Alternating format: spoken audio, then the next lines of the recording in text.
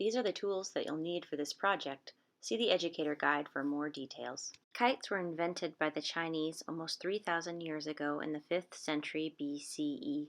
Traditional Chinese kites often feature flying animals and insects with bilateral symmetry, meaning both halves are exact mirrors of each other.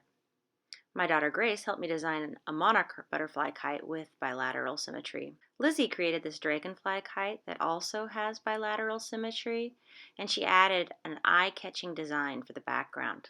Your teacher might give you a template to trace, but to make a kite out of a regular piece of computer paper, you'll need a ruler to measure halfway down the center at 4¼ inches. Draw a line down the center, then measure 3 inches from the top, and draw a horizontal line. Connect the top center point to the edges, and the edge point to the bottom center point. My Dragonfly's body has 3 main sections. The first section is the round head at the very top. Draw a circle up there. Then draw an oval shape below it for its abdomen. That should extend a little lower than that line across the kite.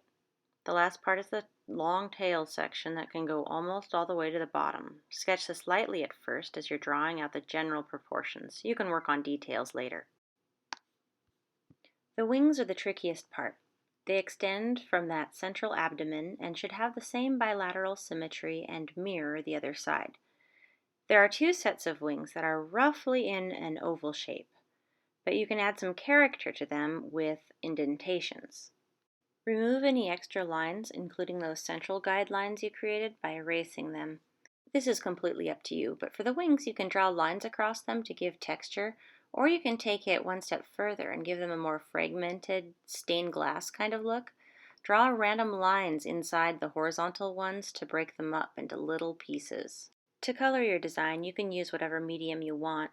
I chose markers because they're bold and easier to see up in the sky, but crayons or colored pencils would work well too.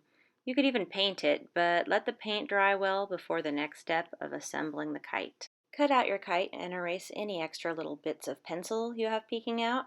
Flip over your kite to attach the frame to its backside.